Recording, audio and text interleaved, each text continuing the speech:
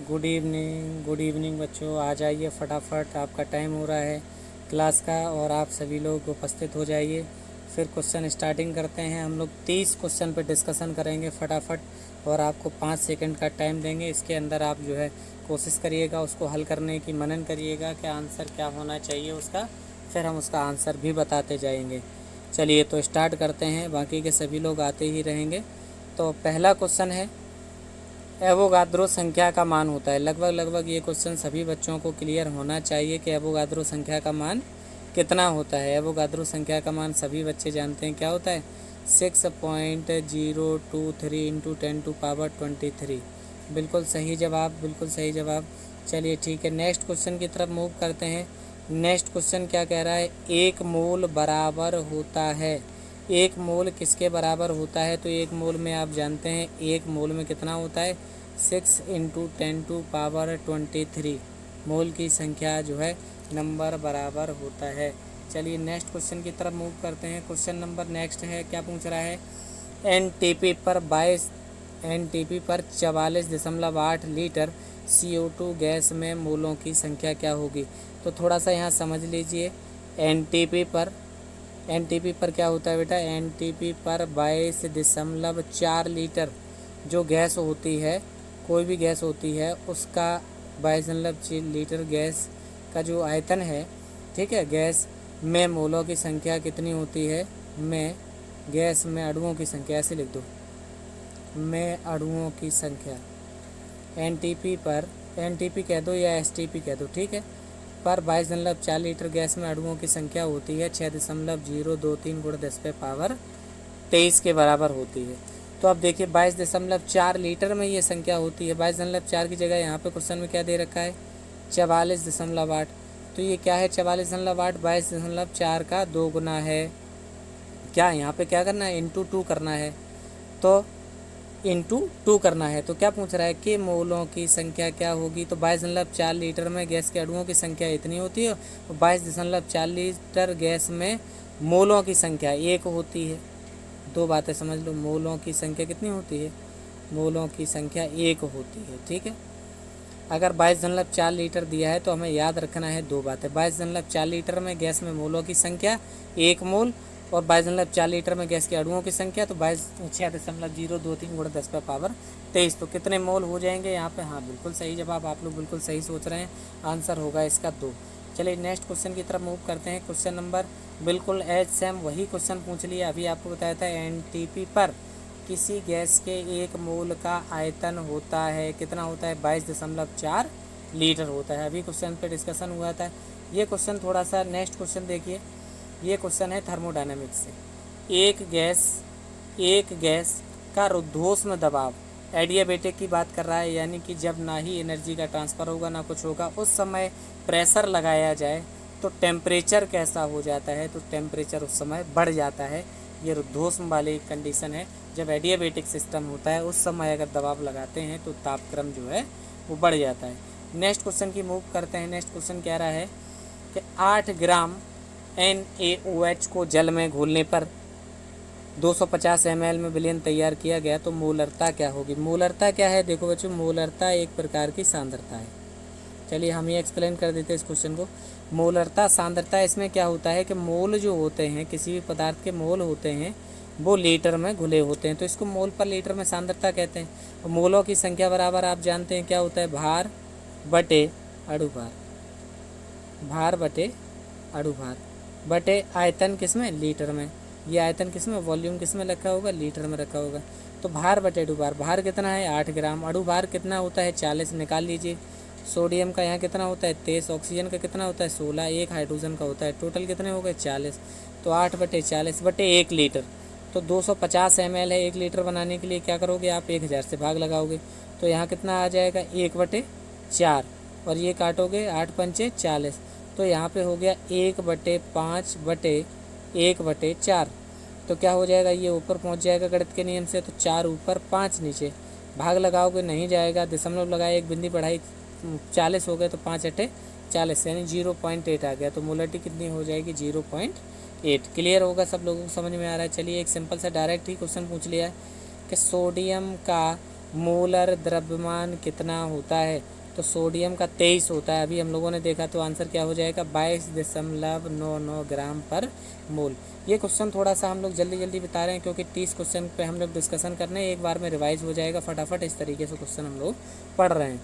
1 मोल में ऑक्सीजन अणु का भार होगा, ऑक्सीजन का होता है 16 और 2 ऑक्सीजन है, 16 + 16 बराबर हो जाएंगे 32। 1 मोल में ऑक्सीजन का अणु भार कितना हो जाएगा? 32 हो जाएगा। चलिए नेक्स्ट क्वेश्चन की तरफ मूव करते हैं। क्वेश्चन कह रहा है कि व्यवहार में हम पदार्थ की मात्रा को प्रायः किस में मापते हैं? तो सभी लोग जानते हैं कि किस में मापते हैं?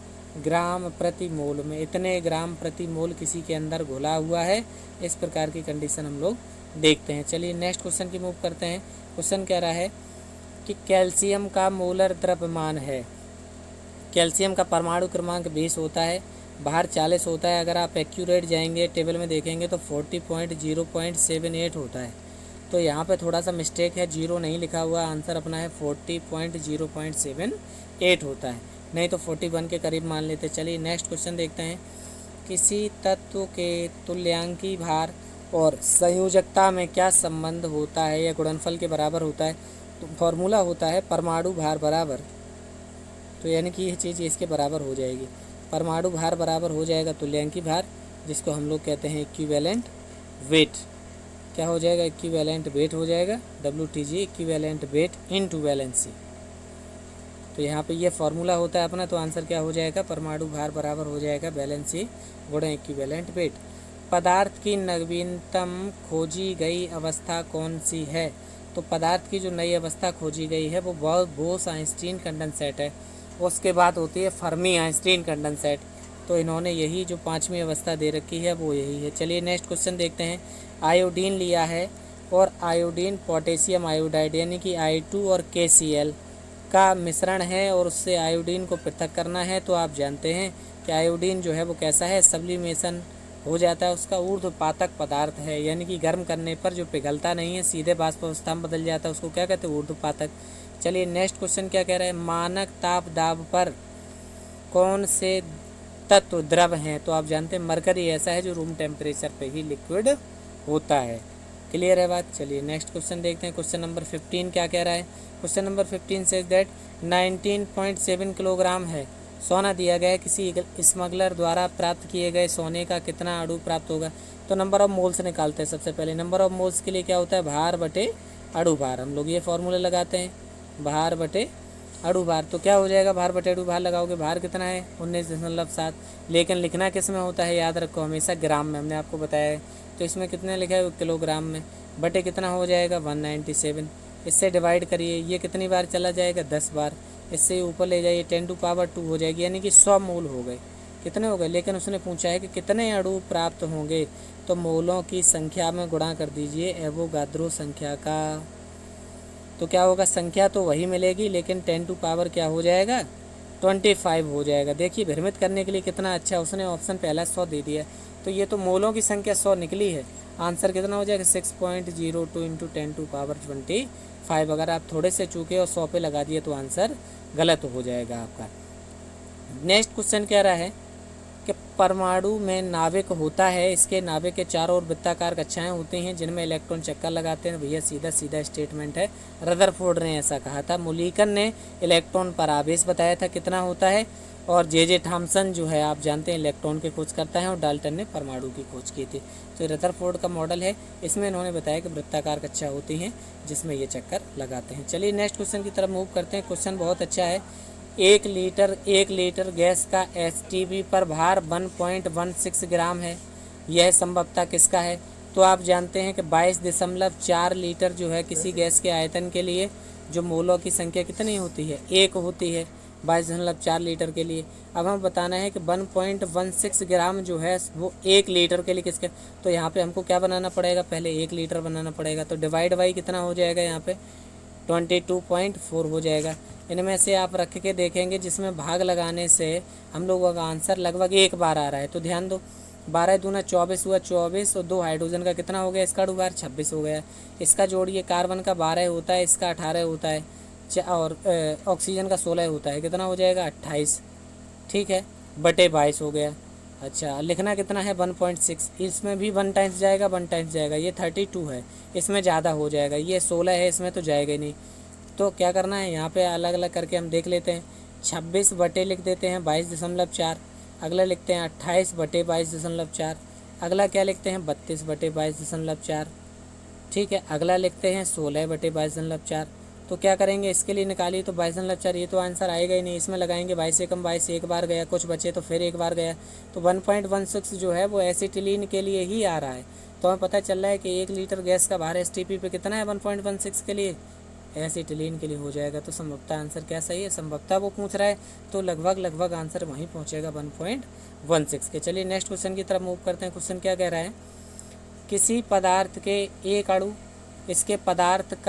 इसके परमाणु के समान होता है। तो अणु और परमाणु के लिए समान हो जाता है, फॉर्मूला किसके लिए, एक परमाणविक के लिए। एक परमाणविक के लिए आप दोनों चीज़ें लगाइए, दोनों क्या हो जाती हैं, सेम हो जाती हैं। क्वेश्चन नंबर 19 क्या कह रहा है, एक विद्यार्थी संयोगवश एसीटोन की एल्कोहल के साथ मिश्रित कर देता है। एसीटोन और एल्कोहल को क्या करता है, आपस में मिला देता है। तो बताइए उसे किससे पृथक कर सकते हैं।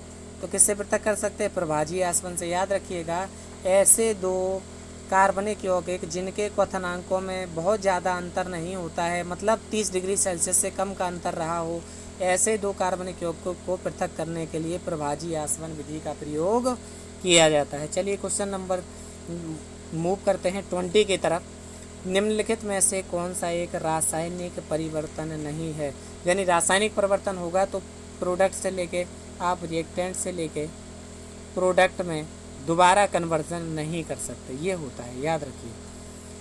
तो क्या, जल का आपने बाष्प बनाया, बाष्प को दोबारा ठंडा करिए, जल बना देगा भैया, यही परिवर्तन भौतिक परिवर्तन है। बाकी दूध का जमना, दूध अगर जम गया, मट्ठा बन गया, तो कितना भी दूध डाल दीजिएगा आप, दोबारा से दूध नहीं बनेगा। कोयले का जलना, दहन हुआ है तो रासायनिक परिवर्तन है। फल का पकना, केमिकल चेंजेस होते हैं उसके अंदर, तब फल पकता है, तो दोबारा उसको कच्चा नहीं किया जा सकता। कैल्शियम कार्बोनेट के तत्वों में रासायनिक संगठन संश्लेषित समान प्रेक्षण द्वारा पुष्टि होती है। तो कैल्शियम कार्बोनेट में CaCO3 है, जितने भी एलिमेंट्स आपने यूज किए हैं प्राकृतिक रूप से, संश्लेषित रूप से, दोनों रूप से समान है, ऐसे ही बनते हैं। इसकी नियम की पुष्टि हम लोग, मतलब इसकी पुष्टि हम लोग स्थिर अनुपात के नियम से कर सकते हैं। चलिए क्वेश्चन नंबर नेक्स्ट है 22 नंबर क्वेश्चन कह रहा है कि निम्न में से सबसे अधिक मात्रा में अणु हैं। कैसे पता चलेगा सबसे ज़्यादा अणु किसके होंगे, तो नंबर ऑफ मोल्स जिसके ज़्यादा होंगे उसी में ज़्यादा होगा। 36 बटे ऑक्सीजन का होता है 18, 18 दूनी 36, नंबर ऑफ मोल कितना आ गया 2। कार्बन मोनोऑक्साइड 28 बटे कार्बन मोनोऑक्साइड CO, कार्बन का 12 होता है, ऑक्सीजन का 16, 16 12 28, कितना निकला, N बराबर 1, यानी नहीं होगा। इथाइल एल्कोहल का भी 46 होता है, 46 बटे 46।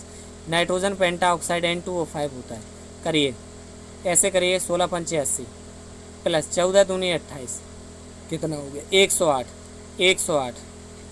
108 हो गया। अड़ू बार 54 हो गया, 54 बटे 108, 54 दूना 108, तो 1 बटे 2 ही निकला।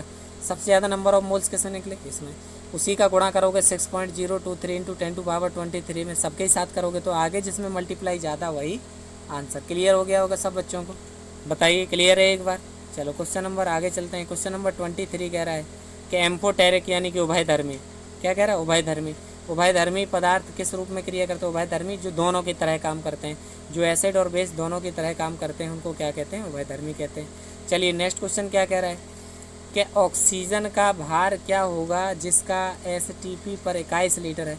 भैया STP पर हो या NTP पर हो तो 22.4 लीटर में कितना होता है ऑक्सीजन का भार। हम जानते हैं ऑक्सीजन कितनी होती है, 16 दूनी 32 होती है। तो यहाँ पे क्या करो, 22.4 लीटर में जो एक्यूरेट होती है वही तो होगी। तो यहाँ 32 बटे कितना हो जाएगा बच्चा, 22.4। निकालना कितने लीटर में, 21 लीटर में, तो 21 का क्या हो जाएगा यहाँ पे गुणा, तो 32 गुणे 21 बटे 22.4। इससे ये संख्या काटोगे, 21 एकम 21 कुछ पहुँचेगी, एक का भाग 32 में लगाओगे तो लगभग वही 30 के करीब पहुँच रहा है। आंसर क्या हो जाएगा 30, ठीक है। डिवाइड करके देखेंगे उससे संख्या कितनी आ रही है, अगर आप कहेंगे तो हम कैलकुलेटर से भी करके बता देंगे। आंसर कितना आ रहा है 21 डिवाइड बाई 24.2 0.93। अच्छा 21 से आप भाग लगाएंगे, 21 में भाग लगाएंगे इसका तो 0.93 आ रहा है, नीचे से ऊपर वाला काट दोगे। चलो 22.4 में ही भाग लगाते हैं। 22.4 में भाग लगा दिए 21 का 1.06 1.06। 32 डिवाइड बाई 1.06 कितना आ गया 30.8 30.18। तो वही आंसर दे रहा है। कौन सा आंसर आएगा 30 आंसर आएगा। चलिए नेक्स्ट क्वेश्चन की तरफ मूव करते हैं। Question number 25। क्वेश्चन नंबर 25 क्या कह रहा है देखिए भाई, बाहर दिया गया परमाणुओं की संख्या क्या होगी। परमाणुओं या अणुओं की संख्या निकालनी हो तो सबसे पहले मोल निकालते हैं। भार बटे अणु भार 0.004 अपॉन मैग्नीशियम 12 दूनी 24 डिवाइड कर दीजिए। भाग लगाया तो 0.00016 ऐसा कुछ आ रहा है। क्या आएगा 0.004 डिवाइड बाई 24 0.00166 आ गया। अब ये संख्या आ गई। अब इसमें क्या करना है, इसको हम कैसे लिख सकते हैं देखो ध्यान दो, किस तरीके से लिख सकते हैं। 1.66 आ गया। में परमाणुओं की संख्या कितनी होगी, इसी में क्या कर देंगे हम लोग, इसको ऐसे लिख सकते हैं 1.6 इंटू 1.6 इंटू 1.6 यानी 1 2 3 4 अंक लगा दी 10 पे पावर माइनस की 4 कर दीजिए। एवोगाद्रो संख्या से 6.023 गुणा 10 पे पावर 23। ठीक है, तो कितना हो जाएगा भैया 19 और 4 23 होता है, 19 घटाओगे प्लस का 19 बचेगा। 1.6 में इंटू कर दीजिए 1.6 इंटू 6.02। ठीक है, 16 छिक्का 96 लगभग 10 के करीब पहुंच गया। 10 पे पावर 19 लगी हुई है। 10 पे पावर कितनी हो जाएंगी, 10 पे पावर हो जाएंगी 20।